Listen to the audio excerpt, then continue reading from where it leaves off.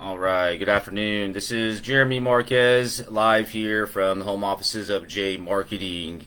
And we're live here with David Evans. David Evans is a commercial multifamily agent in Southern California. This is an episode of Power Prospecting. And Power Prospecting, guys, as you know, if you follow me, is my training program where I work one on one with agents, brokers, investors, VAs, anybody who's hitting the phones, real estate related, to help them increase their production in the prospecting. And for a couple weeks now, David's been following some of my stuff I put out there, and we're gonna do a live training session where David's gonna be making some calls, and in between these calls, we're gonna discuss. Hopefully, give him some insight, not slow him down too much, but as if we're in a training session in an office, he's making calls, and hopefully, I can give him some pointers and insight and increase what he's doing. With that being said, David, why don't you just give us a short introduction of yourself, real estate related, where you are, and what we're going to be calling on today. Yeah, so first, thanks for having me. Yeah, so I'm a commercial real estate broker specializing in selling apartment buildings in South Los Angeles with a particular focus on the non-rent control LA communities in Long Beach, and selling 5+ unit apartment buildings in Long Beach and a couple other cities in South LA County. That's right. Awesome. Awesome. And what are we going to be calling on today? We're going to be calling apartment building owners in Long Beach, 5+ units, ones that at least the public records show that they live out of state. So 5+ units, public records are showing that they're absentee owners. Any other kind of data that we have on it? Well, we have phone numbers and we have the number of units of the property and in most cases how long they've owned it. Okay. And if you could, before we get too far into it, this might help. It helps me sometimes. Let's do a quick role play session. Why don't you do a ring ring with me? Sure. Hey, ring ring. Yes. Hey, good afternoon, Jeremy. My name is David. I sell apartment buildings in Long Beach. The purpose of my call for today is that many of our clients, long-term apartment owners like yourself, have not been able to increase the rents to keep up with inflation. I wanted to just give you a call and see how you've been handling that over the past year. Well, it's interesting you called because we've been discussing this. It has been frustrating. What have you been seeing? What have your clients been doing to deal with this? How have you been able to help? So I've been able to help in twofold. So for our clients whose goal is to stay put, we ultimately kind of go through the property and give them a full analysis. And we share with them, one, what the neighboring rents are, two, some strategies to increase in-place cash flow that doesn't involve displacing tenants. For our clients who are looking for other opportunities, we've been helping them exchange into apartment buildings that are less management intensive and with better cash flow, higher rents in play, and as well as triple net lease investment opportunities that require less management altogether. Okay. Have you done anything nearby? So our team in the past year has sold about 5% of all apartment building transactions in Long Beach.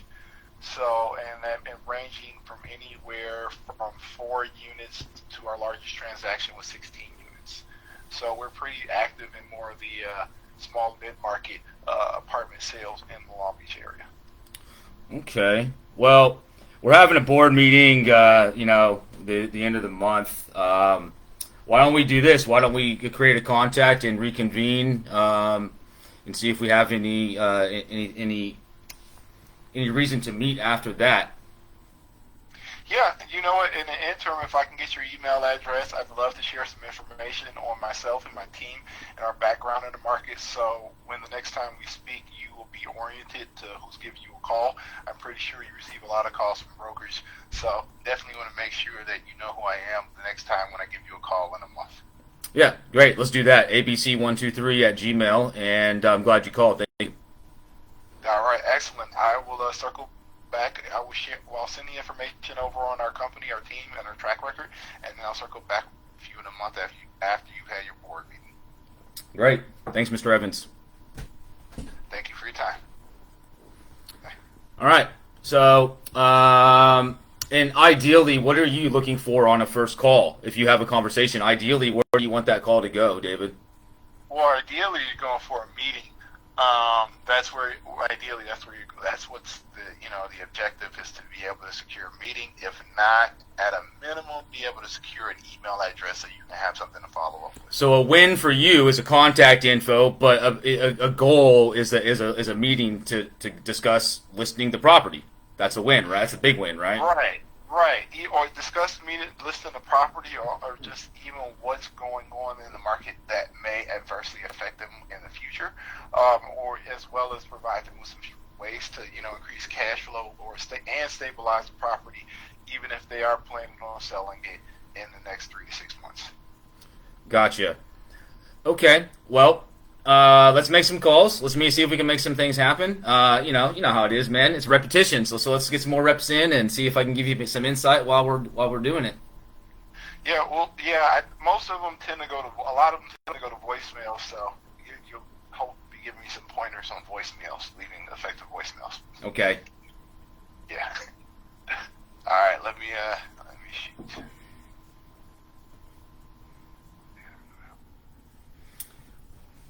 Dial as if I'm not even here, please. Yeah, of course. I'm on mute. Hey, good afternoon. Is this Alvin? Good afternoon, Alvin. My name is David. I sell apartment buildings in Long Beach. Hey, I'm giving you a call today because one, our team is having conversations with owners like yourself, long-term owners in Long Beach, and a part of the obstacles that they've been running into is that they are having issues with raising rents in alignment with inflation. How have you or your property manager been handling that?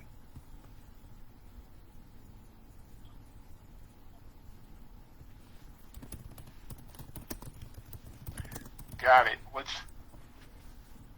Excuse me?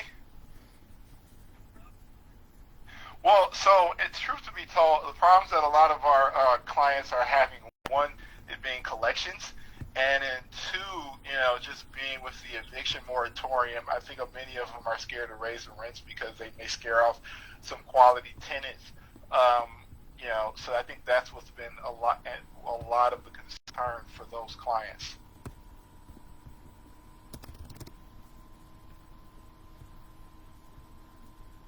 Yeah, so you're planning on raising the rents this spring?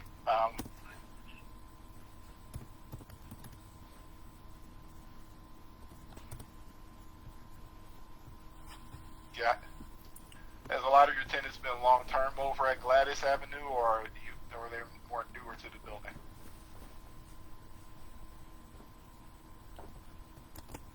Got it.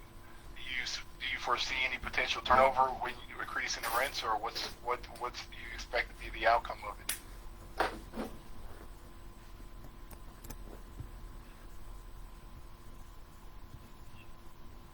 Got it. Well, yeah, one part. Well, yeah. Well, yeah. Well, that's interesting. Well, interesting enough. I'm pretty sure you've been in the space for a long time. With what's going on in Long Beach, it's been challenging for some owners to one, get the max return that they've been looking for. COVID has created a lot of activity, and particularly in Long Beach. A lot of our clients, we represented about 5% of the transactions in Long Beach last year. I worked for a local firm, and a lot of the longer term owners have been exchanging into some properties with less maintenance, or just less management intensive. What do you see? Do you see that being a part of your strategy in the next year, or?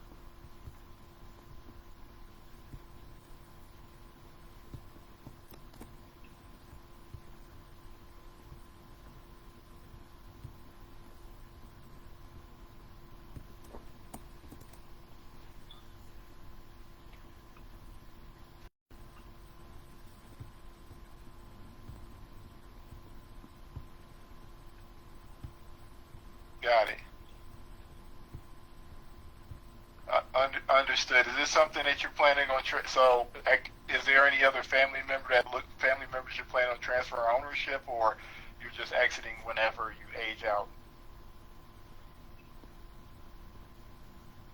Got it. What's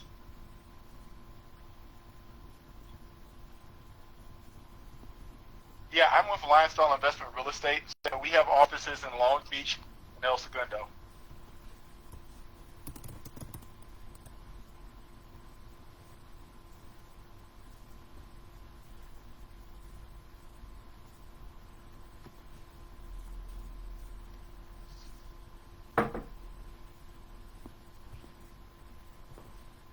Yeah, well, hey, well, you know what? Hey, I'd love to be able to share with you how we've been able to help our clients, I guess, have a grow their net worth before you get to that point, right?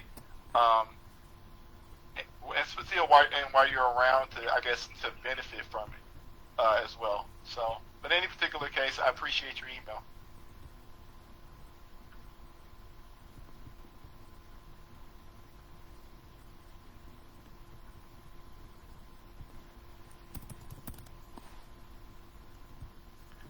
Got it. I'll follow up with an email, just kind of, summarizing our conversation and just kind of giving some details on what we're doing in the market now. And yeah, we'll definitely keep you apprised of upcoming listings so you know what's selling around you as well.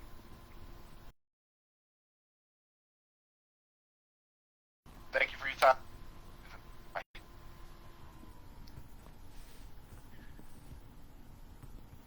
Jeremy, you there? Yeah, man. Good job. Yeah, that was I guess it really probably depends on where you're catching somebody at in the day. It sounds like he's already pretty advanced in age. Have you spoke to him before? No. Have you called him before? No. So I don't know if somebody from my team called him about 3 months ago. So Okay. I can see when somebody's dialed him. So I knew he was going to pick up the phone because it shows a score. Yeah. Right next to the phone number. Okay, so that's good. Yeah, but sometimes it can be a bit misleading because I don't know if you can see my screen. Yeah, I see it. But they have like, what is that, 7 phone numbers associated with him. Okay, and so how does it come up with that probability? You know what?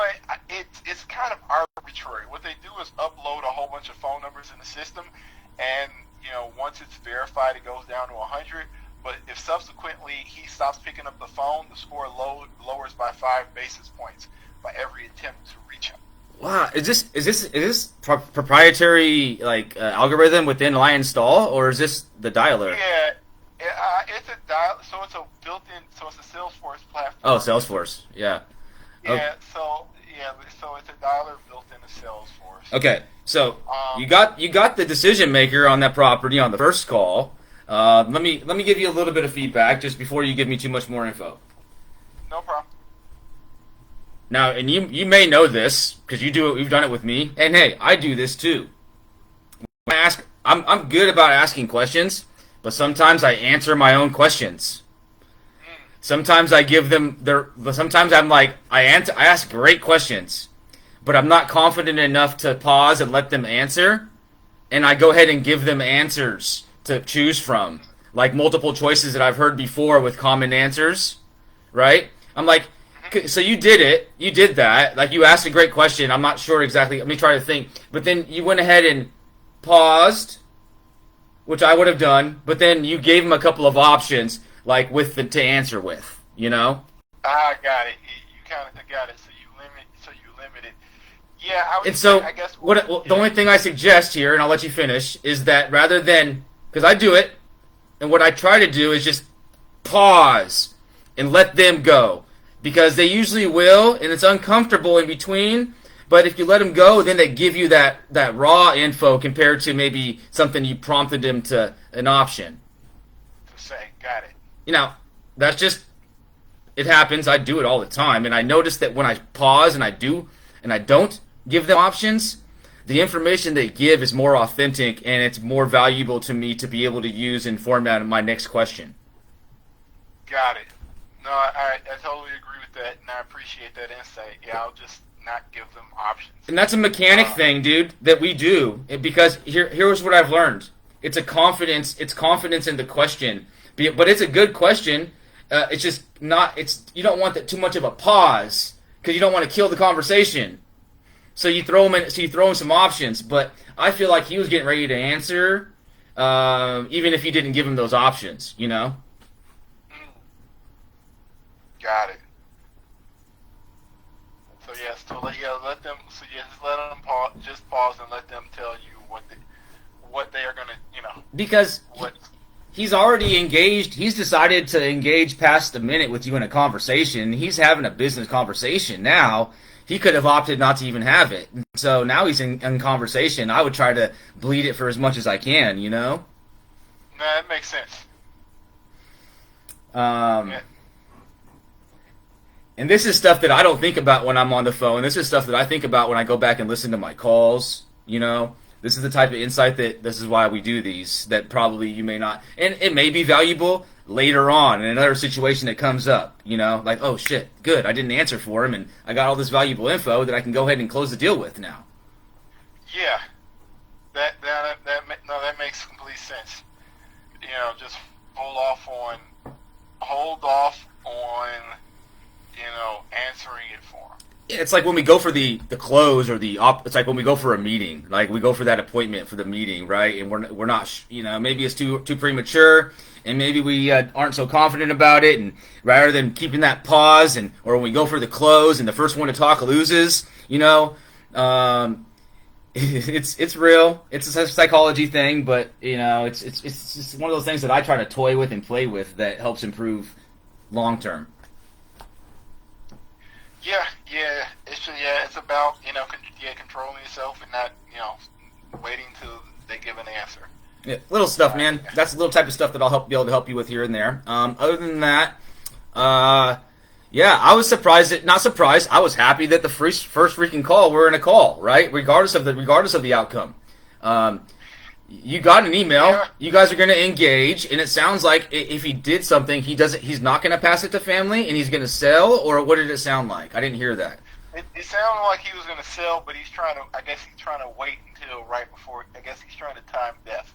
That's what it sounds like. He's trying to effectively time death or wait until he's sick. And I think the only thing that I could have said before is that when you wait until I should have said that we have clients who wait until they're sick when they sell, and they tend to have less control over the sale, and they tend to see less. Those properties tend to sell for less. That makes sense. That's something that I think if I could have used any objection that I'm holding until, I'm almost deceased. I think that's something I would have said is that, clients who normally wait until extenuating circumstances arise are normally in the weakest position to negotiate when it is time to sell. And here's the thing, man. It couldn't have hurt to use it then, because what's the worst that's gonna? I didn't think about it. Yeah. Yeah, but what's the worst? The worst is it doesn't go off well, and you just move on, right? And the best is like, yeah, that makes sense. Well, let's look at some numbers then. Right. Yeah. Kind of like what you mentioned earlier. I wait until you get an aha moment after the call. Yeah. And who knows, man? Like, you're gonna do your thing. You're gonna follow up with that guy. Hopefully it will turn into something. And if not, whatever. It's just another one for the pipeline. My suggestion is too, when you have a good call, whether it's like I would consider that a decent call. I know we're doing a live session now and some training, but I try to hop back onto the calls as fast as I can. I try to take a few notes and put it to the side, and then do any admin or admin type paperwork type stuff after my dial session. That's usually what I try to do. Right. No, definitely. I'll hit the next call. We'll see. We get the next person on the phone. It'll be interesting. I'm bringing you some juju, man. Yeah, goes by Mike. So I love when they leave these notes. There's no lead rights, so even if somebody talked to that guy before, it doesn't matter. You can go in there and grab it if become your client. It says that, so what it says here is that this particular, so this couple, so what it says is that Mike is a possible real estate agent at Coastal Alliance, and his wife is a former client of his, and I don't even know, they don't leave their names when they leave notes. So, he is a licensed agent. Traditionally, I pass over licensed agent. If somebody's marked as pipe, it just, because it tends to be kind of a moot point. I don't know where this person is particularly living right now. Let me see.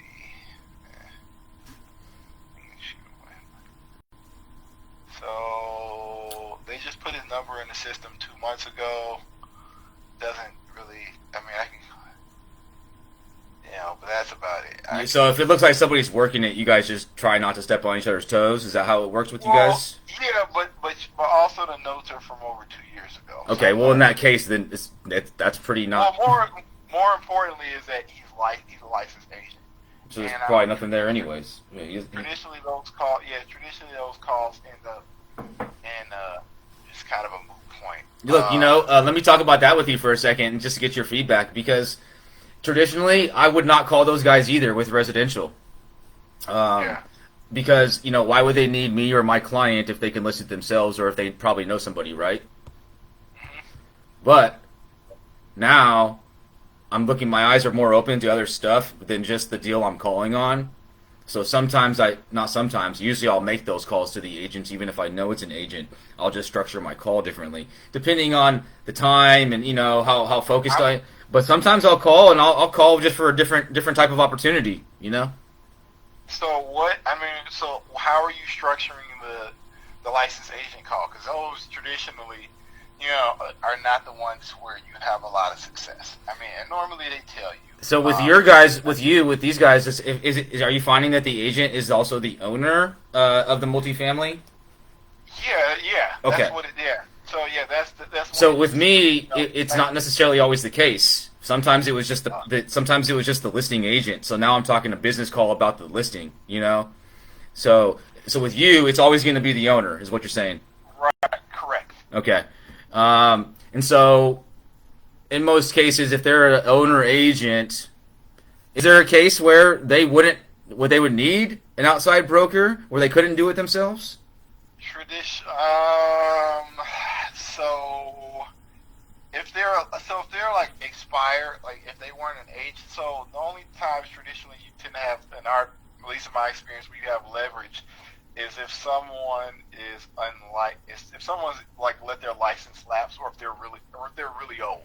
So if they're down, I don't know what it is up in Sacramento, but if they're in their east, maybe potentially you may have a leverage as far as selling it. But if they're not, north of 70, traditionally they tell you they're going to sell it, and they can sell stuff themselves. From a prospecting standpoint, and with us doing conserving time, it's just not worth it. You're right, because for me, overall, it's not worth it. But now I'm also looking at different stuff for me personally when it comes to like the investment side too. So it makes sense for me to make those calls, right? Well, yeah, they'll let you bring them. Yeah, some of them. Some of them will. The only thing that really, if you're going to talk to them about.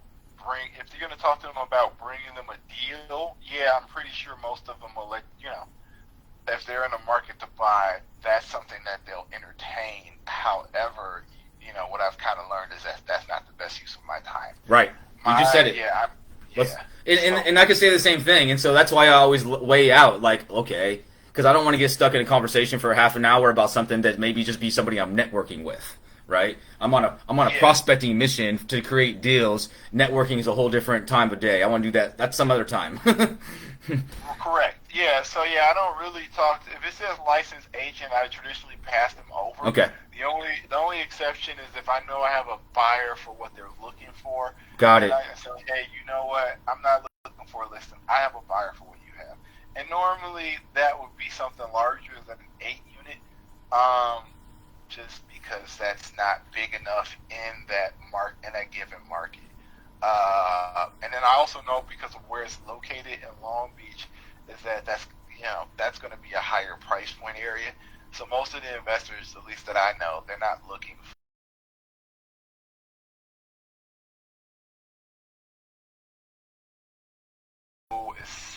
is one of the nicer areas of Long Beach. Okay. So yeah, I don't think So even if they did say, yeah, bring me a buyer, and they said, you know what, I want $400,000 a unit, that there's not a lot of value there.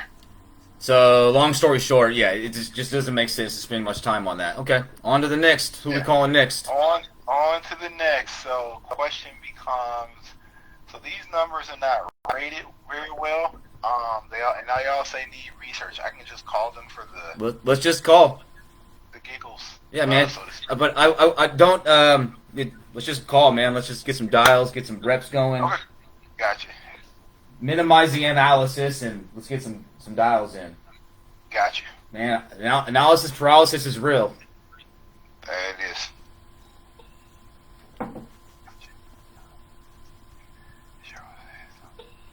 Once again, thanks for being part of this, David. No problem.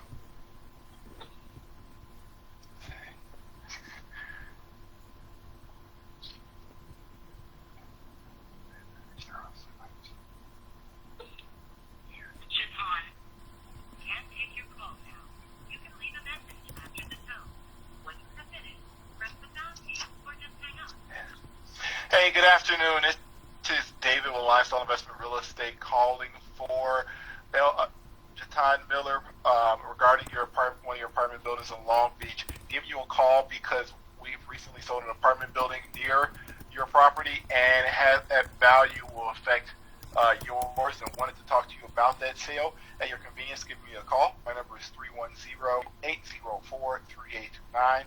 Once again, that number is 310-804-3829. Thank you.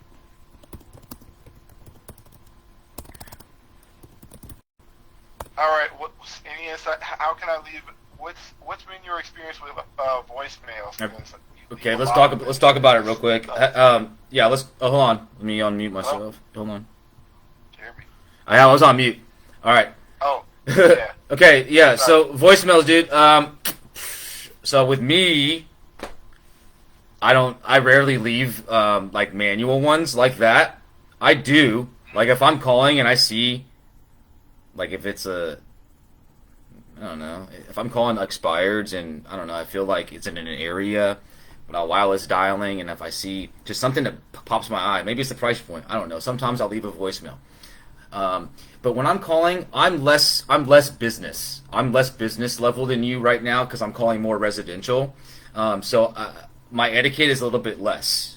Now, that doesn't make a difference on the message, but sometimes when I'm leaving a message on these residential properties, I just want somebody to call me back, and I don't even care if they know it's a realtor call or not. So, hey Steve, it's Jeremy with ABC Realty. Had a question about the property you were selling. If you can give me a call back, that's it. Or, hey, it's Jeremy. Have a question about 123 Cherry Lane. But in your case, hey, it's Jeremy. It's calling about 8300 Hayden. I don't know. It's a little bit of a different message, Yeah, I was just trying to. Yeah, that's a good point. I'm just trying to figure out if there's any messaging. I think normally what I hear is the shorter the better. Yeah, for sure. But because here's the thing. Let's think about this. When people call you and you don't answer the phone, how much time do you go listen to your voicemails? Not that long. I don't listen. I don't even really listen to them, because I usually know who's calling me and who's not. And so I try to look at it like that. Now, does that mean abandon voicemails? Heck no, because there are going to be people that listen to them. But you asked me before about recorded voicemails, right? Yeah. Are you using them in here? So I was using not in this system. I think they stopped us from using RVMs. But it's considered a robo? I don't know. But so through another system, I was using called Call Tools, and they had a recorded voicemail option. and I got a few calls back, but not as many for the amount of volume that was going through, that was being dialed out. So to be honest, and I just had this conversation with an agent up in the Bay Area the other day. I kind of question the effectiveness of voicemail, especially if it's not somebody who knows you. If someone knows Okay. you, who already knows you, leave a voicemail. But if they don't know you, leaving a voicemail. So yeah, if you've already spoke to them all day, spend 15 seconds, 30 seconds with a voicemail. If you don't, I wouldn't. Just like on that last call, I would just be hanging up and moving on to the next. Got it. And, All right.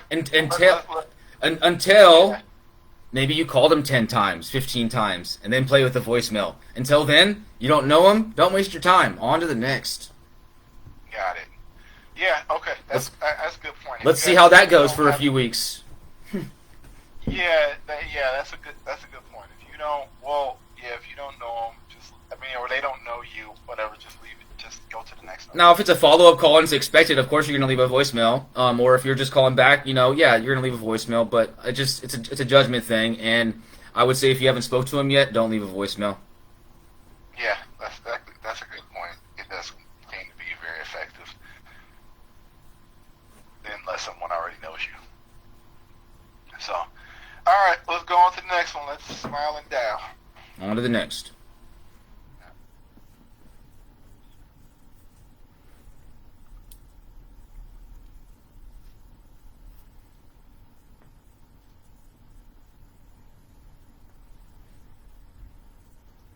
Does it tell you where you're calling? So your like time zone, you can see. Yeah, this is the area code. So Arizona, Inland Empire, and they're rated. So I don't even know I'm calling this number actually because it says need research. What the company does is, like I said, if they can't get quality phone numbers for a person, they'll just go into some data service and they'll pull out all the phone numbers, and until someone picks up, they're rated kind of arbitrary. Oh, all the public records, pretty much. They'll try to pull whatever they can. What is this person's name? Gerald. Of course, no voicemail, no contact. Yeah. It's all right. On to the next.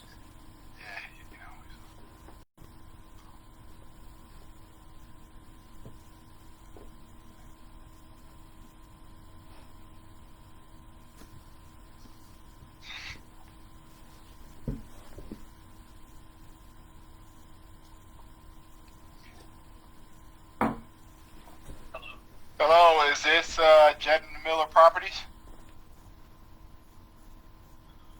All right, thank you. Sorry about that. Bye. What do you say? Wrong number? Yeah, I think you have the wrong number. That's Probably a common thing. Tenant. Past tenant, something. Yeah, that too. I wouldn't be surprised. But then again, it couldn't be a past tenant. So, because the mailing address is in Arizona, that's an Arizona phone number, but the property's in Long Beach.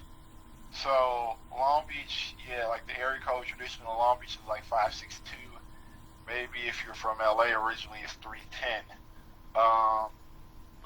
So, which was the last one which was the last one I just hit? Okay, 6370. So, yeah.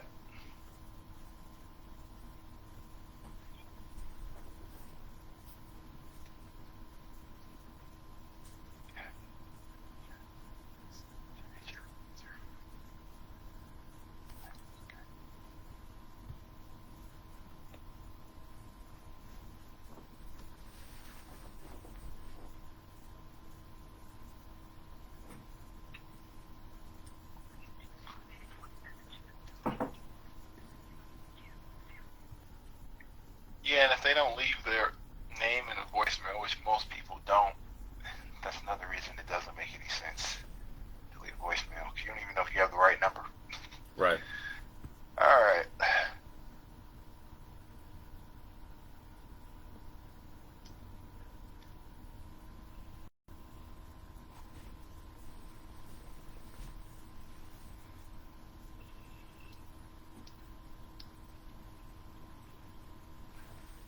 If you guys are just joining, we're making live calls here.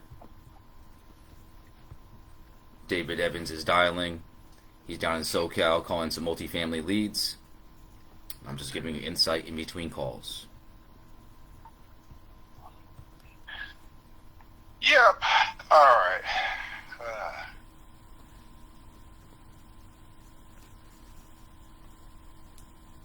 Licensed agent and CPA. Wonderful. So, this guy, Richard Livoni. All right. So, Jeremy, I'm going to pass on this one because it's licensed agent. Okay, on to the next. And it's showing a bit of a has verified number, goes by Lynn. Lynn, hey, good afternoon.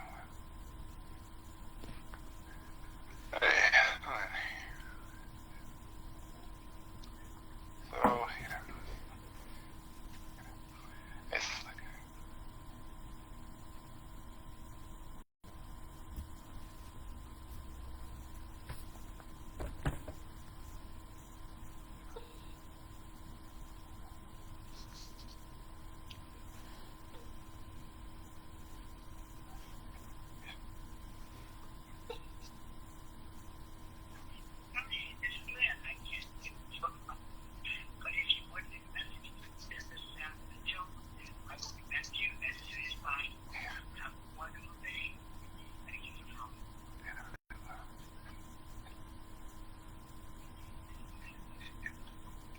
Hey, good afternoon, Lynn. This is David over at Lionstar. Giving you a call.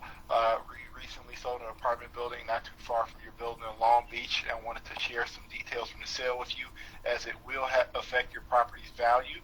At your convenience, give me a call. My number is 310-804-3829. Once again, the number is 310-804-3829. Thank you. Only reason I left a voicemail there, Jeremy, is because it said her name. Otherwise, I wouldn't. That's what I figured. No worries. Yeah. All right. Let's try it.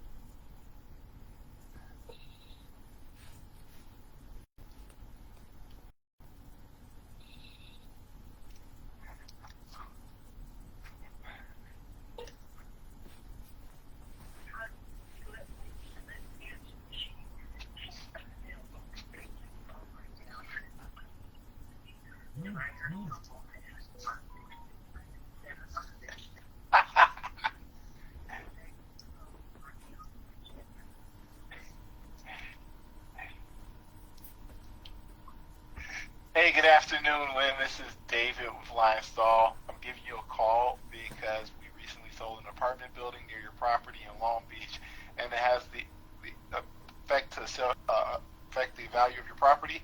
When you get a chance, give me a call. My number is 310-804-3829. Once again, that number is 310-804-3829. Thank you. Bye. Jeremy, can you see my screen? Yes. Take a look at how many times people from my company have shown up. Okay, I want to show you something. So, in the past 15 months, it looks like somebody from our company has given Lynn a call 1, 2, 3, 4, 5, 6, 7, 8, 9, 10. So about on an average of one time out of every 45 days. So. Has anybody ever spoke to her? Yeah, it looks like it. Just so you can tell. So the last person that would have spoke to her, I don't even know why they changed the score. That was wrong. See, the system. I didn't speak to her. Did I? I don't think I thought I hit. I thought I hit voicemail. Anyway, point is, yeah. So it looks like Marissa spoke with her in 3 months ago. It looks like Marissa would have spoken with her 3 months ago. And Jeff looks like he spoke with her back in February. So yeah, so people have spoken with her. So I don't know those conversations because they don't put the notes in, even though they're supposed to put the notes in. So, but of course.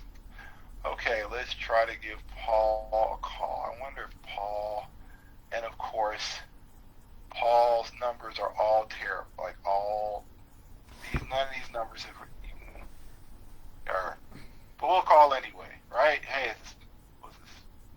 Hey, Paul, what's the building? Oh, Paul, you've owned this building for 32 years. All right. Depreciation is gone. Anywho, hey, Paul.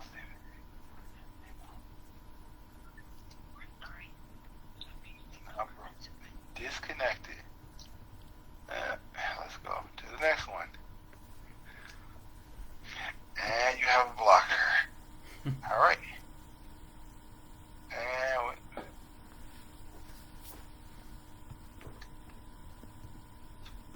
four phone numbers, 4 different states.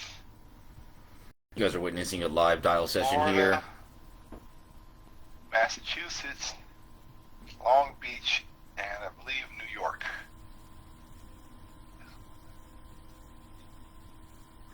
And if I'm calling, you know what? I shouldn't be calling there right now. I just thought about it. It's 9 o'clock at night. Yeah, you may want to shave off the East Coast for now. Hello, my apologies. My name is David. I think I may have the wrong number. I'm calling for Paul McGaffigan. Well, that's fine. All right, no contact. Yeah, I got to pay attention to the East Coast. That owner is supposed to be in Florida. All right, we'll go to the next one. No biggie. All right, so Virginia. Okay, I got to go. This experiment doesn't work too well calling out of town owners unless they live in our time zone. Because it's 9 o'clock in New York. It's 9 o'clock on At least at this time of day. Now, a couple hours earlier, I mean, shit, the first call was a conversation, so. Yeah, that guy was in Texas, so Texas. I mean, we're not doing bad, man. You've only made a few calls and you've had 2 conversations. It's not a bad session. So. Yeah, so I don't know. So 7. Okay, Ashburn. I don't know. So all these numbers. I mean, we'll just call. I mean, Man, it's up to you.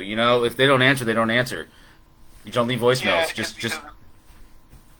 Yeah, no, I'm not leaving voicemails because one, you see, I don't know if you can see the score of the numbers. Yeah. They're all terrible. Aren't you able to filter it to where it's only Central and West Coast right now? Oh man, that would be sweet. I don't know if I can do that. If it takes too much, don't worry about it. But at some point, you may want to filter your stuff into time zones. That's an excellent idea.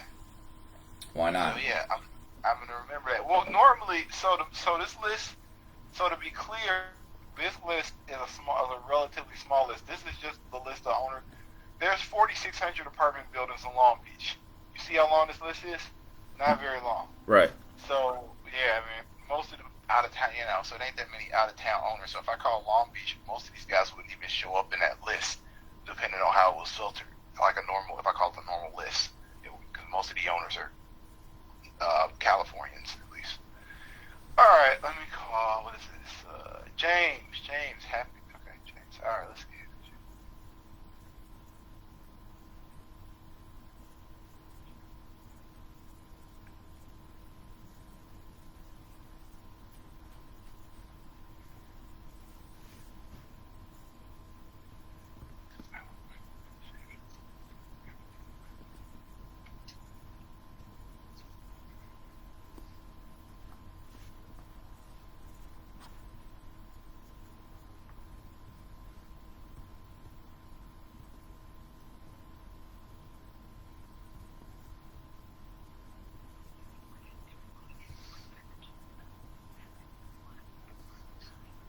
No contact. All right.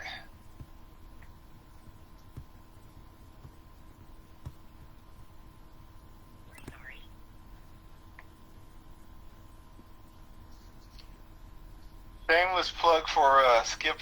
There's a company called Skip Force. Mm-hmm. Jeremy. Yeah. Hold on. Jeremy. Yeah. Skip Force. What about it? Sticks in a hit. Huh? for the rest of 6 cent a skip trace for the rest of the month. So 6 cents. if you have a 6 cent per skip trace for the rest of January. So if you give them a Excel or a CSV, and you only pay for whatever they're able to pull. And I think they check their numbers as far as the accuracy or whatnot too. So, Are you doing it the trial? Are you testing it out? yeah, so that's the plan to test it out. So I have another database outside of that. So for like all the bad numbers in it, I'm gonna just pull it out and Well, try to do skip force. I mean, after you test it, let me know so I can determine. I need a vendor. I need somebody. So when somebody asks Cheap. about skip tracing, I need somebody to refer. I need a service. Yeah, it's cheaper than. So yeah, I mean I think they're based in Austin, so they're based in the States. And I don't know, from my experience with PropStream, I think I'll just I'm going to give them a shot because I haven't been wild about PropStream. You're not happy with PropStream? Well, I'm not happy. I use a skip tracer who uses PropStream, and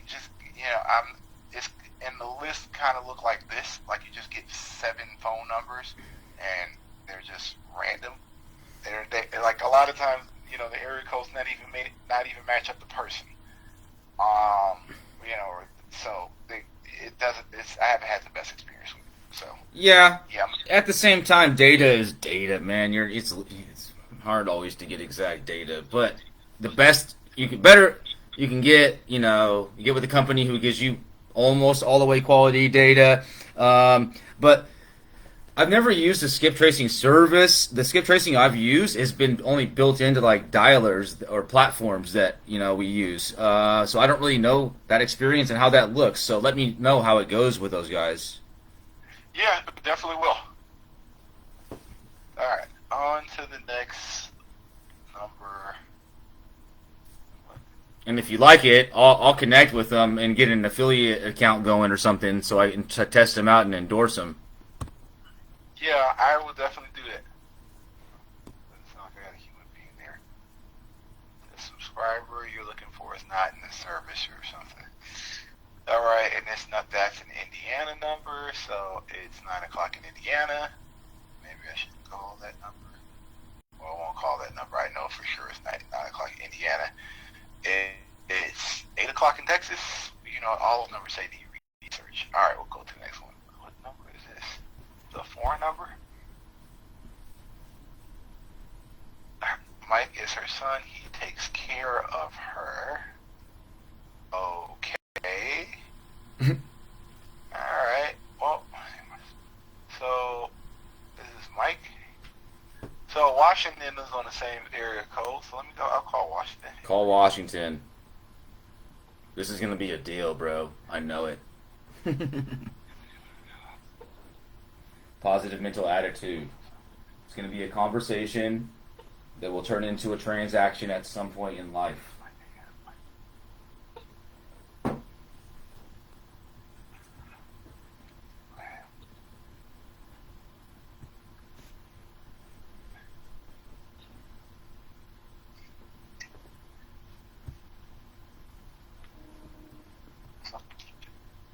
No contact. All right, 510 is Oakland. See where this person is at. His lemon property.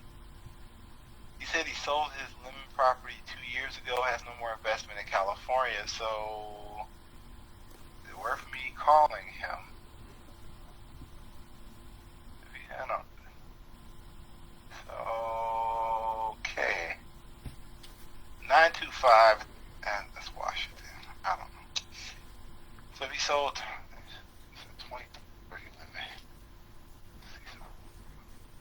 You know what? We'll keep it going. Never mind. All right. If he sold it 2 years ago, he's not worth. He doesn't own any property in California. And what we need to talk about. New Hampshire is 9 o'clock. Right? Yep. Okay. We're good with that. All right. To the next one. All right. Texas. It is 8 o'clock. And San Diego area code. We'll call them. Yeah, call Central, man. If they're answering, it's a business call. It is what it is. If they don't answer, that's on them. Yeah, no, I'm not. Yeah, 8 o'clock is where I like. Yeah, probably a good cutoff.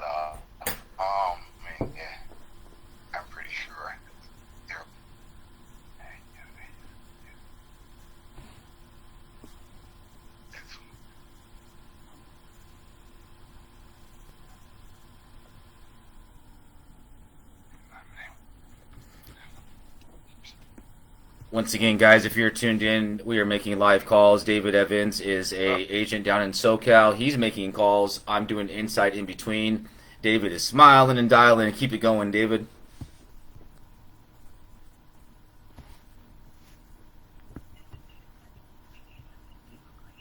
Says Elizabeth. I'm going to say bad number. All right, because it's not Wilma.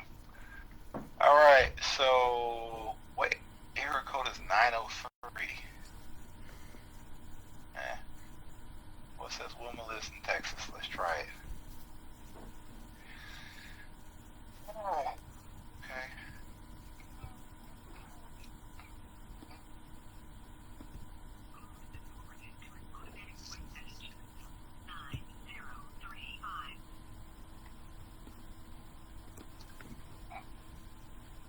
You know, I apologize about this, Jeremy. I didn't think about that. This list. I mean, I guess I can switch over to another list. I don't know if I should mess up the flow or not.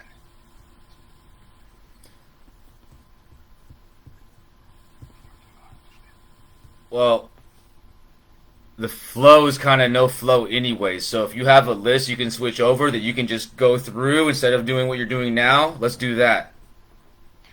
Yeah. Who else? Because I'm going to tell you right now, my biggest observation is that there's way too much investigation before your calls. You got to really minimize that, man. Okay, got it. We've already talked about it. I mean, like, you know it, like I know it. Like, if you spend too much time, and I'm just witnessing it, you're not going to make the calls you need to make. You're not going to have the amount of dials you need to make on a daily basis. Yeah, this is true. Now, I know this is a little bit different situation because we're doing it live, but I already know when you're by yourself, I know you're spending too much time in between calls, man, and we all do it. And with your system, they give you guys too much. All these percentages, all this stuff, that's just way too much stuff. It needs to be dumbed down to where you're just making calls. And you do this homework and this investigation after you talk to somebody. And instead of saying, oh, that might be a waste of time, because really you're just wasting time thinking it's a waste of time. You're spending too much time and analyzing stuff rather than just getting at it. Overthinking it, yeah. And then it's easy to do. It's not your fault. They give you guys too much info. All these percentages, all this stuff.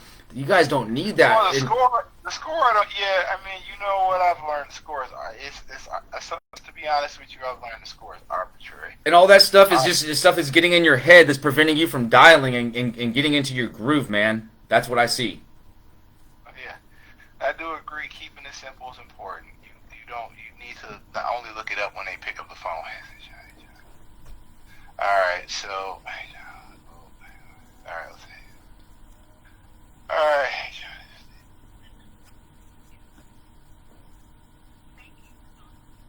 Interesting. All right, let's go.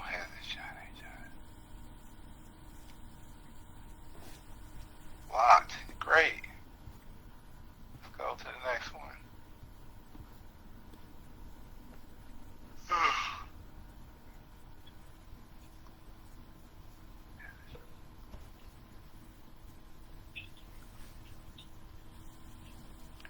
That is probably, I'm going to assume that's a bad number because it's Minneapolis. Don't you know? Yeah. And the blockers are always fun. And the last one, Miss Johnny.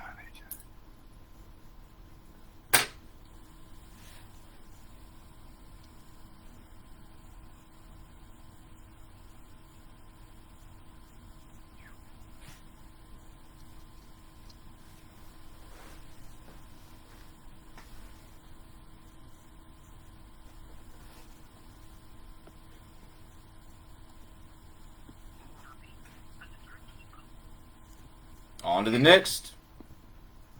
On to the next. Alright, so, well, if they have good phone numbers, then, this one will be fun. Alright, don't worry. I'm not going to overthink it. These damn phone numbers for him.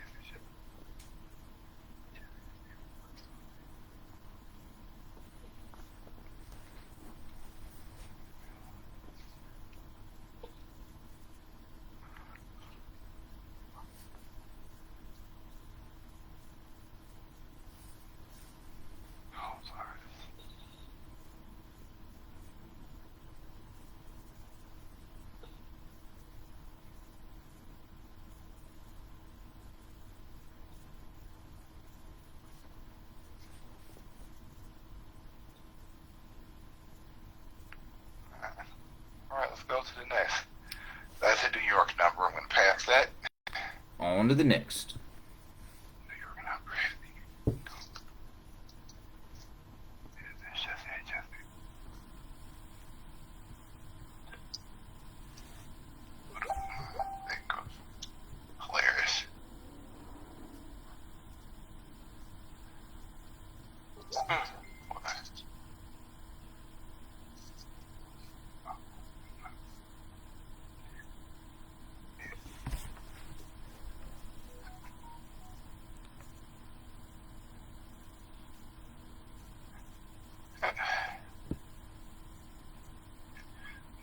Contact.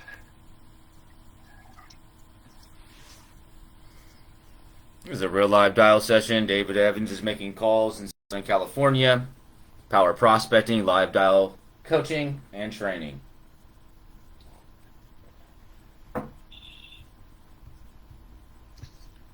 Smiling and dialing, smiling and dialing. Yep.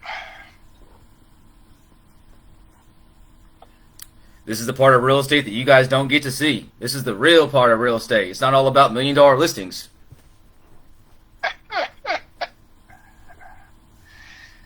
Yeah. It's about getting it's about getting the low pickup rates.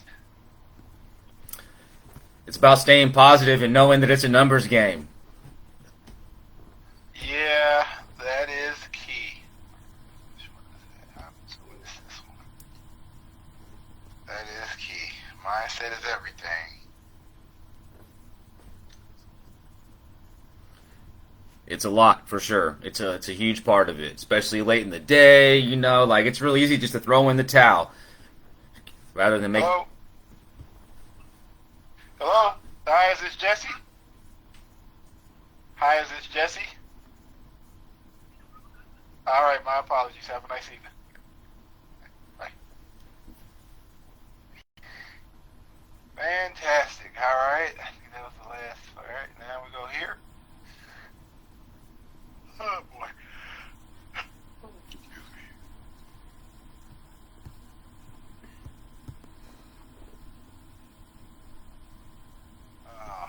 Always fun. All right, so. Blocker. Jeremy, you know any apps that get past the blocker? Mm-mm. Jeremy? No, I don't, man. Nope. Yeah. I figure, like, if they don't want to talk to me, I don't want to talk to them anyways. It's good. That's a good mindset to have. Right? I don't chase those people down to just to have a bad call. That is a good point. That's a good, very good point. Just like we don't have to work with people that are difficult. You know, we don't deserve, you know, I just move on to the next. No, thank you.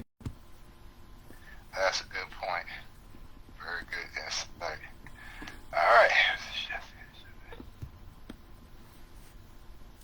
So, like, you know, it's kind of like chasing down leads and expireds. Like, I'm going to do it for a certain point, but I want to work with people that want to work, that want help. You know what I mean? I'm going to do my thing and convince blah, blah, blah. But if somebody don't want to sell their house, they don't want to sell their house, right? On to the next. Yeah. Agreed.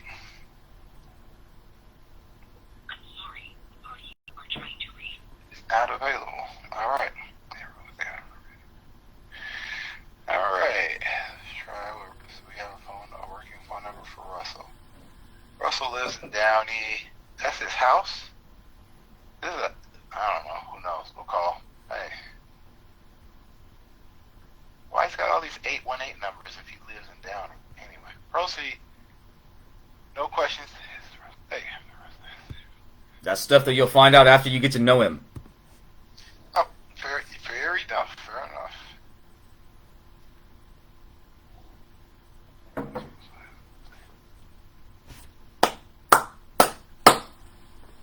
Get it, David. Get it.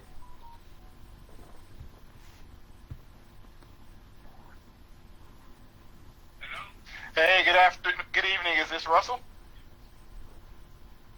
Hey, good evening, Russell. My name is David. I sell apartment buildings in South Los Angeles.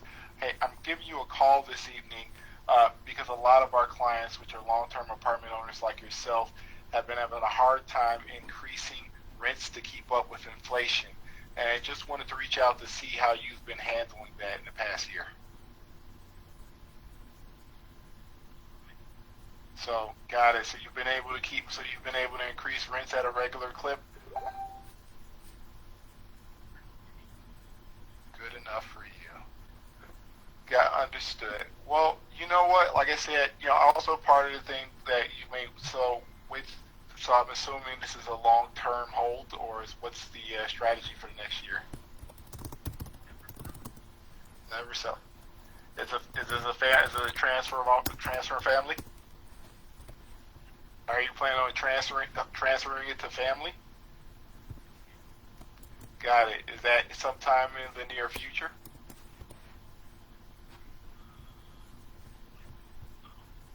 Got it.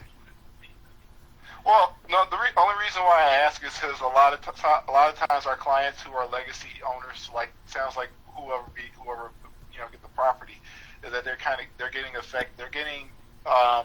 affected by Proposition 19 when there's a transfer of ownership. It creates a tax reassessment at fair market value. It. No, I have the most. It affects trust owners as well, sir.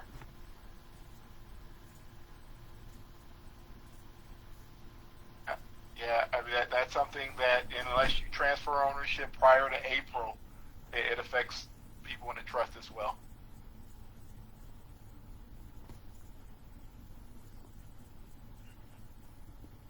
Okay, I can respect that. I thank you for your time tonight and wish you much success in your endeavors. You as well. Take care. Bye. Bye. Whoa, what happened there? It sounded like you had some good info. You didn't like it? Who, him? Sounded like you were bringing some good stuff to the table and he just wasn't feeling it, or what? No, yeah, he didn't care. So the Prop 19, the transfer, like, that wasn't new, so he already knew that, or he didn't believe you, or what? He didn't believe me that he thought that being that it's in a trust, it can't affect it saves his beneficiaries from a property tax reassessment. And What's the there's truth? still so when there'll still if unless it's your primary residence, unless this 4-unit apartment building ends up being his children's primary residence, it's going to be reassessed The at tax? fair market value. So Russell bought that building it looks like 11 years ago, 12 years ago, and he probably paid a lot less than what it's worth now. Right. So if he gave it to his kids tomorrow, it would be assessed at fair market value. For taxes. So, for taxes, right. So that means that whatever he's charging, whatever rents he's getting, his kids are not going to have the same level of cash flow that he's receiving. Ah, okay. Unless They sell, I don't know. unless he what, does a transfer of title to his kids? He would have had to do that before the law went into force, and the law was enacted in April of 2021. So, in order to do anything, he would have to sell to avoid that. Is that what your angle is, to motivate him to sell? Well, no, I was just letting them know. I mean, I didn't from the vibe I was getting in the conversation that I didn't expect anything to go, that call to go anywhere. Oh, okay. Good. You were just bringing a little bit of value to the table with that information. Yeah, I didn't expect him to say, okay, well, now I'm selling, or I got to readjust it. Maybe just for him, really, it's going to be for his kids whenever it gets to them, they're going to have to figure that out. Here's a thought with him. Yeah, it didn't end how you wanted, but that could be a conversation that could be picked up in 6 months. Well, it could be a conversation that could be picked up when his kids get it, or when he's like close. Cause when he's I think that's when that conversation gets picked up, when his kids get it. You have to, like, some of these guys that I've learned is that you almost have to, create a note. What is it called? A Google notification to see if they die. If this is awful as it may sound. No, let's be real. This is business.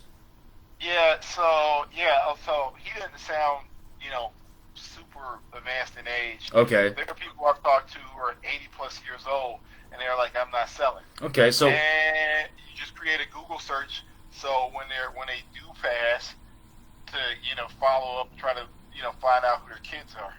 my thought isn't this. My thought isn't let's wait till he dies to figure out if we can help. Let's follow up, create the relationship, and have a relationship and doing business with him. And then when he dies, you're his go-to option instead of waiting until he dies to try to see if you're an option. And that may not even work with him. But in circumstances like that, creating a relationship with an owner that you just had on a call, rather than just throwing him away, I think would be a better option. And then in 6 months, hey, blah, blah, blah, remember me? And then creating a relationship, and then 6 months, every 6 months. And then when he dies in 5 years, David Evans is the guy that brought that information that gets the listing. Yeah, I definitely agree, and I think if for me, if the opportunity is large enough, then I'll definitely do that. Yeah, I think to your point, I had somebody tell me that suggest that yesterday to see how do you become how does someone become your partner? How do I become your real estate partner, for lack of a better term? In the long for whatever for when you have a need in the long term. So that's Right. something that I could probably add in there too. Here's what I always ask. I know you're not doing anything right now. You're not clearly. If and when you do something, do you have a go-to broker you would use? You're trying to lock yourself down as their go-to. You're planting that seed. Do you have a broker that you would work with? Okay? In the event that something does happen, and just get it out there. Yeah, we work with this company. Great. So now I know that I don't need to waste my time. Or he says, well, it really just depends. We have a few people. So then now it sounds like there might be an opportunity to build a relationship to be that go-to guy, not just for this property, but for anything. And so when I'm calling, I'm not calling just about this property, but I'm calling to build a relationship with property owners. You've had 3 conversations with them, with them while we've been on the phone with today. 1, you've created a relationship with. 2, were negative calls that could have been a relationship for the long term. And because my thought is you're in a whole different game. And you're going to get some deals now, but if I can just have a conversation with a property owner like you just did, and then maybe he turns into something 5 years, and if I have 2 or 3 of those a week, and that builds up over years, my business is going to be fine. Okay, I'm going to have deals now, and I'm going to have deals later, but I don't want to pass up opportunities with people now. Whether I want to be able to create a relationship, and so even if it's nothing now, I'm going to call that guy back in 6 months just to see how it's going, just to see what he decided to do, if anything. Maybe just to bring him some more information on Prop 19. Maybe just to give him some more info and go for that email again, because it's not going to hurt me anything to spend a minute trying to call and just to see how it's going. Right. The way out, it doesn't hurt. The benefit is much better way out than what the negative outcome could be. Just a thought after that call, and just in general with what we're doing here. Got it. No, I agree. No, that's great insight. That's great insight. All right.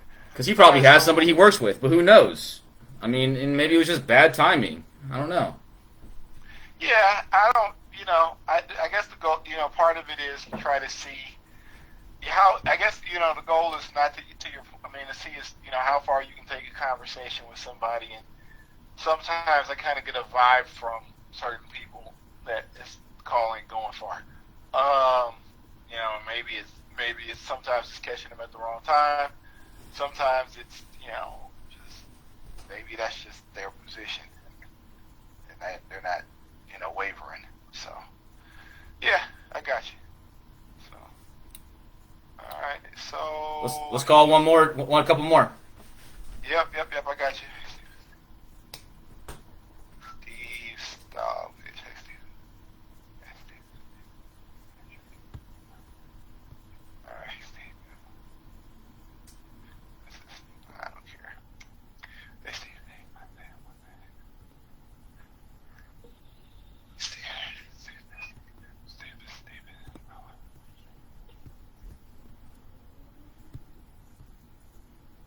Once again, guys, we are live. David Evans is making calls to property owners in Southern California. In between calls, we're discussing and helping him improve, hopefully.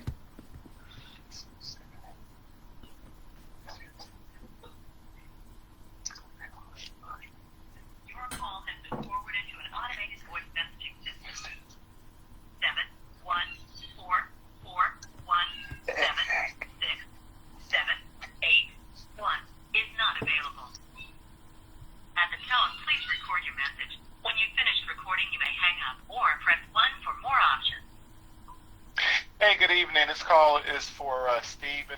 Stephen, this is David over at Lionstall Investment Real Estate. Hope you're having a great evening so far. Giving you a call because we recently sold an apartment building near yours in Downey at a record cap rate, and I wanted to share some details from that sale with you as it has the potential to affect the value of your property. When you get a chance, give me a call, 310-804-3829. Once again, the number is 310-804-3829. Thank you.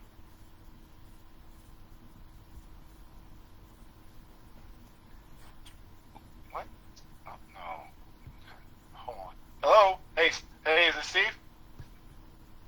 Hey, Steve, this is David over at Lionstall. How are you this evening? Hey, great. Hey, give you a call because we recently sold the apartment building not too far from yours in Downey, the Del Rio apartment. It's on Old River School Road, 16-unit apartment building. Not sure if you knew about that deal, but wanted to make sure you did and kind of see where you're at in the market currently.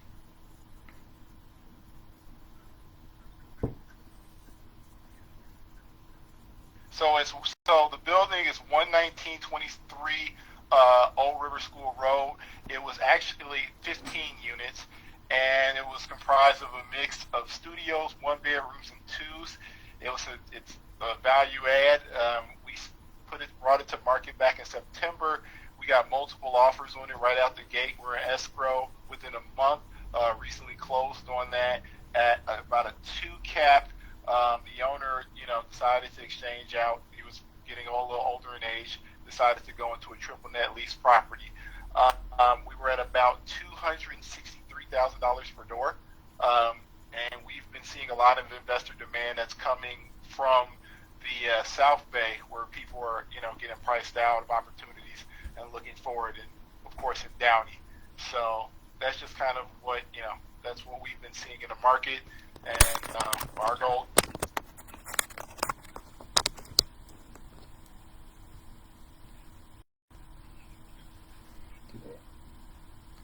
Yeah, you know what? It is, and there was some deferred maintenance, but more importantly, Steve, was the cap rate. It's probably the lowest cap rate, one of the lowest cap rates on record for like the gateway cities. At it was about 2.5 cap that was in place. So we had multiple offers right out the gate. Yeah. Well, yeah. So yeah, we're seeing a lot of investor demand in Downey. We're definitely always looking for opportunities to place our investor clients with. So that's why I wanted to reach out to you and kind of see what side of the fence were you on, and to see how we can help you in this year. Which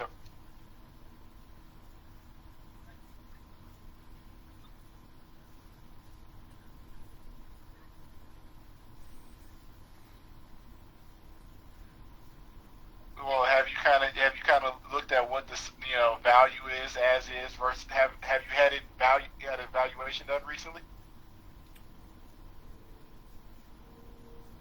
Okay.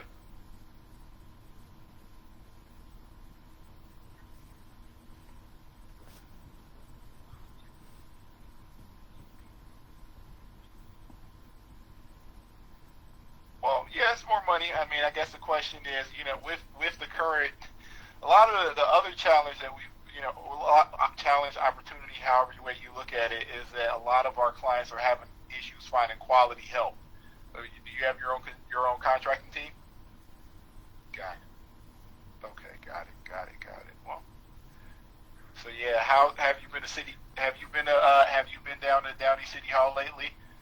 That was there. Oh, I was there I think I was there the day before the end of the year. I was moving, things were moving slow in the office.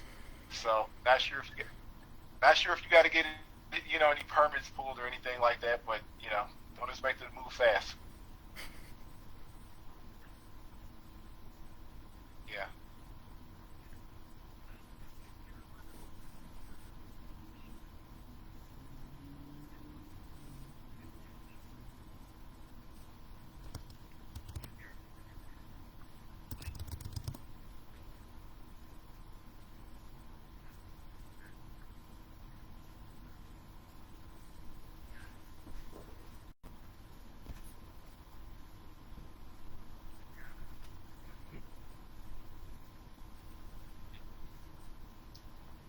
Got it. So so right now you're trying to do I guess figure out which way makes more sense to you to do is to convert them to townhomes. Have you pulled rental comps for the townhomes in Downey, or do you already own townhouses in Downey to do a cost analysis?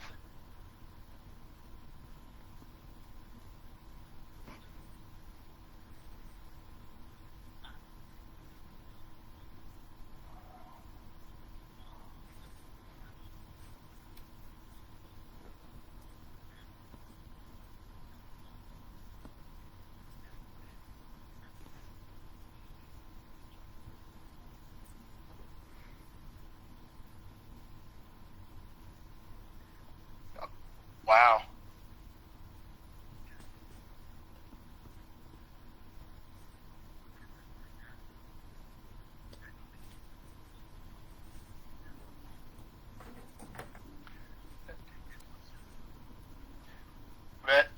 Thank you for that information. That's good to know. So with the I'm pretty sure you're not really too worried about the reassessment of value if you did convert them to townhouses. But I'm sure but you probably would like to sure want to know how much more rent are you going to get from converting them to townhouses. Oh, okay, you'll sell them individually. Okay. Yeah. Well, got it. So what is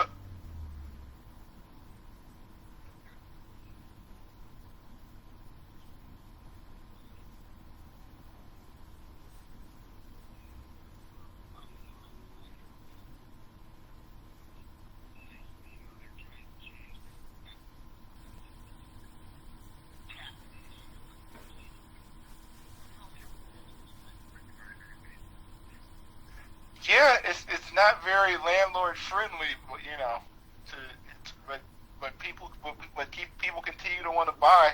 So I mean I think that's really good for people like you who got got established early on.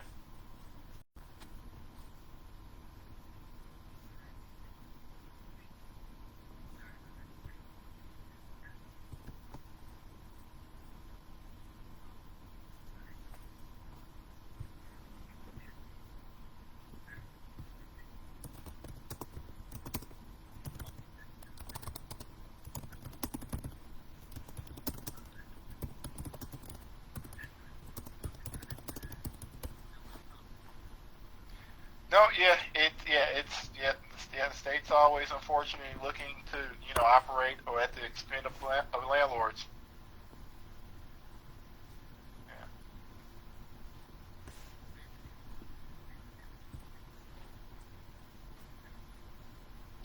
Yeah, yeah. I think that's the reason why people like Downey is because one is probably one of the few places you can do it. A lot of our clients in LA are looking towards like not rent control LA, or they're looking towards Inland Empire, just because the city has a rent freeze in it.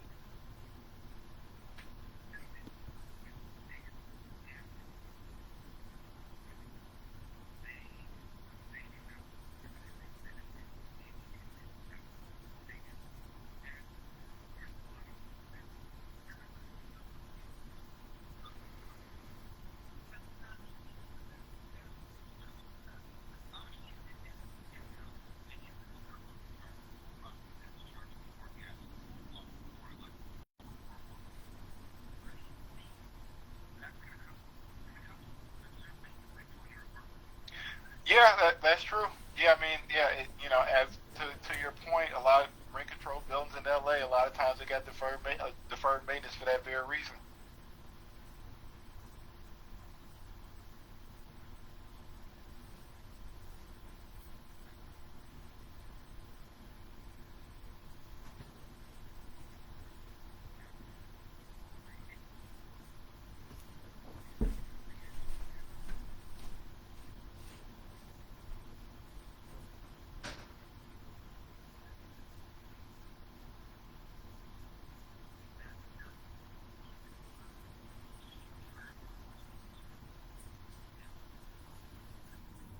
Right.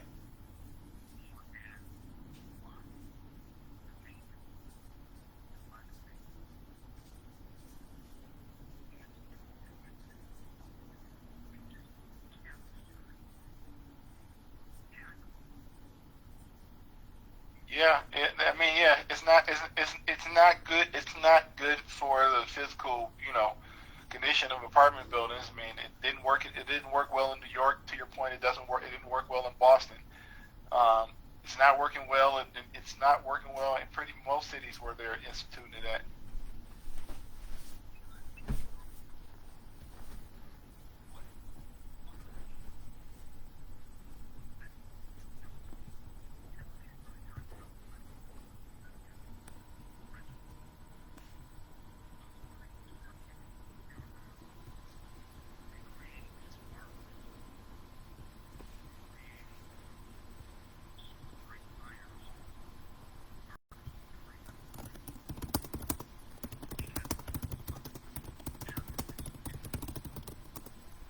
Right.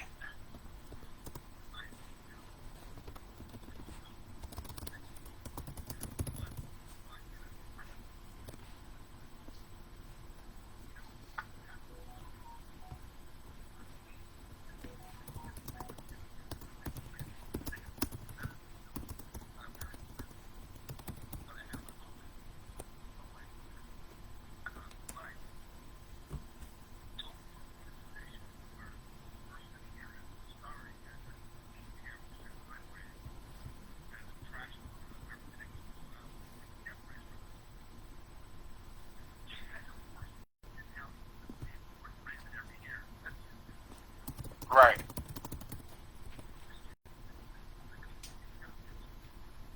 Yeah. It, but yet, unfortunately, you have to do it for some owners have to do it so they can keep up with their expenses. Yeah. So, where's some opportunities for you to be able to, help you to, figure out where if it makes sense to build or to stay where you're at, or what is it? Do you need to know what rent comps are for townhouses, or what or current sales for townhouses? What are you? What's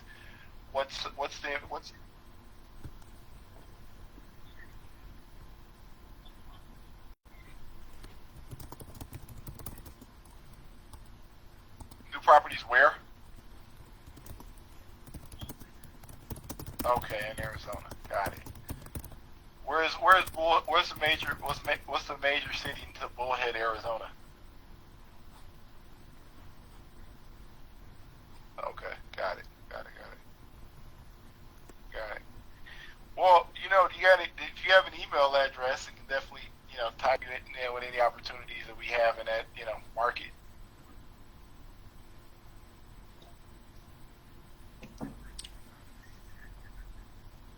All right, Steve or Steven? Steve. Okay, got it. All right, Steven.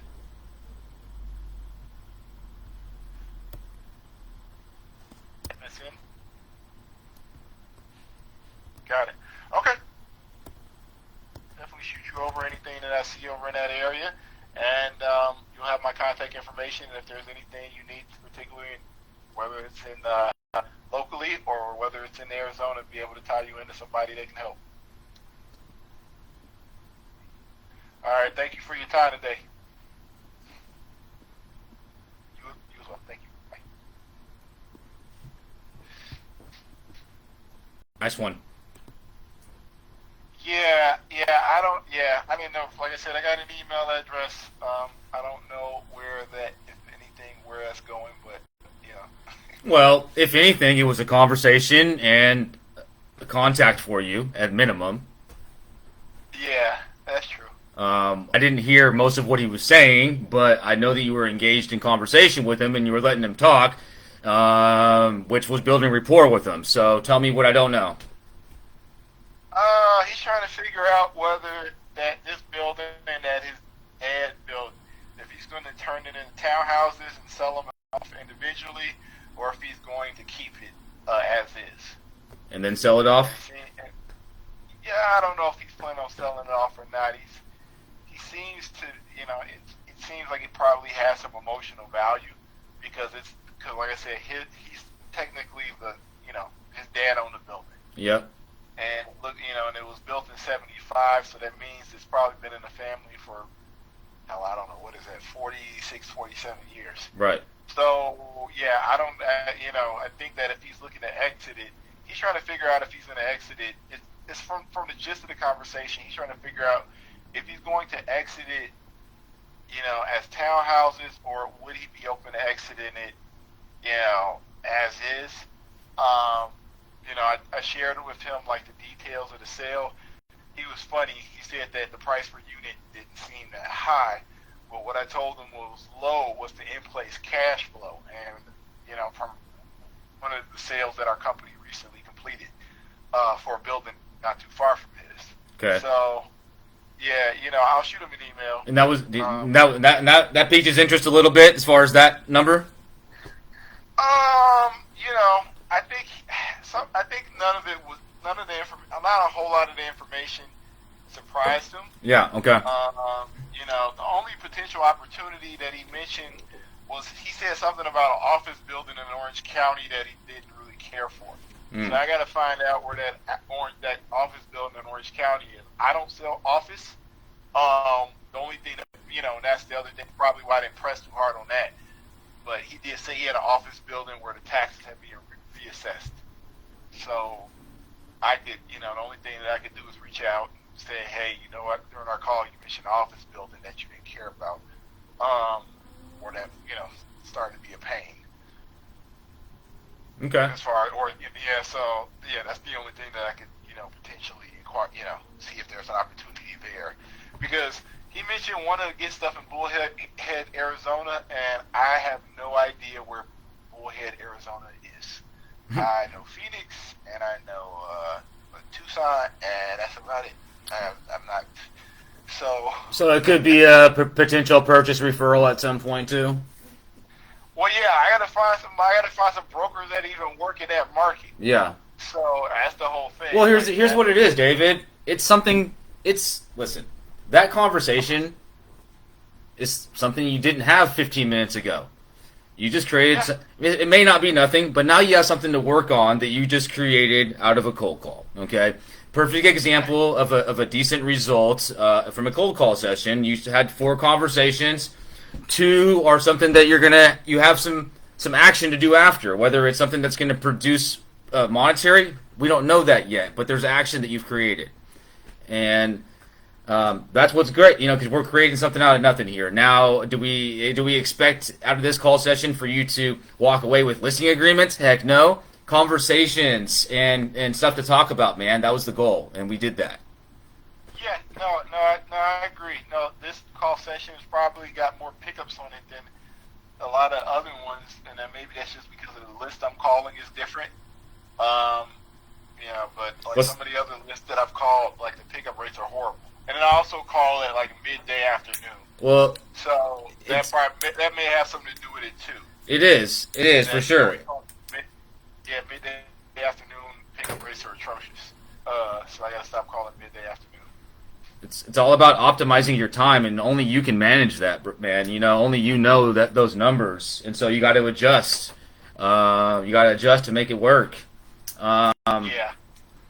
Let's see here. What else can we talk about? Yeah, man. I think some of the key things are minimizing analysis time, which we're all going to do. But if you can minimize it and be conscious of it, The more calls you're going to make, the more conversations. When you're having conversations, letting them talk, letting them communicate with you, and just letting the conversation flow. Yeah. What you started to do, and it's easy to mess up the natural flow and try to control things. And I do this all the time and get in my own way sometimes. And sometimes the natural flow is the way to let it go. Now, of course, you don't want to sit there for hours and let Betty just flow. But if it's a conversation that may lead to something, let's see where it goes, right? Yeah, I could tell. I could tell that he wasn't super old. Like probably from his voice, I could tell he's somewhere either in his 50s or the 60s. I could be wrong.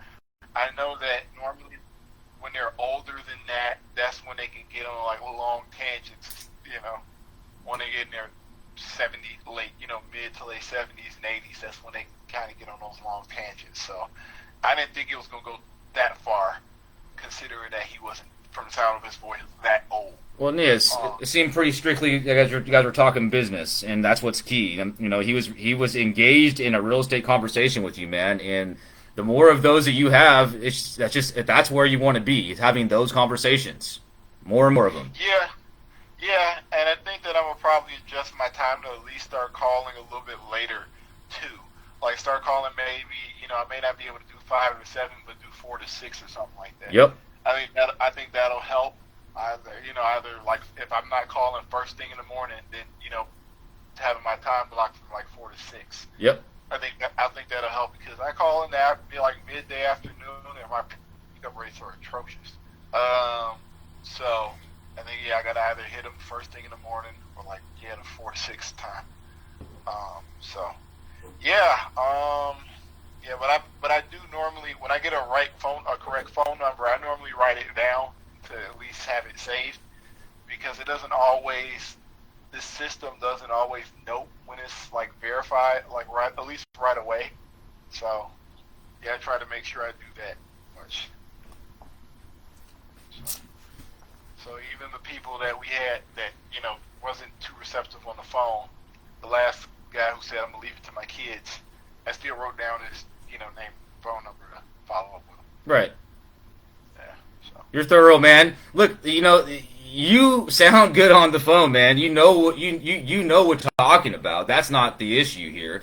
The little stuff that I'm going to be able to help with is just fine tuning and just helping you be conscious of your time and you're spending your time effectively. Man, that time management. I was telling my, I don't know, you call him team lead,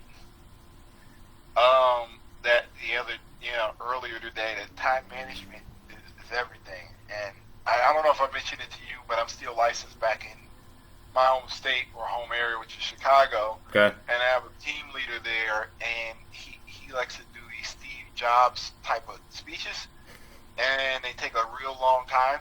So it take a good chunk out of your day. Yeah. And I'm just like, we can't bring in deal flow if we're having these long Zoom sessions. Your time management is that's clutch. You can be horrible on the phone. We got guys at our company that are horrible on the phone, but they're producing well just because they just make the calls and they don't. To your point, they don't think. They just press the button. Man, I'm telling you, if you can focus on being more on autopilot and bring out the analysis after you talk to them, your results will go through the roof. Look them up once, look them up once you, Because all it's going to equal is more conversations, which inevitably is more opportunity. There's no other way around it. And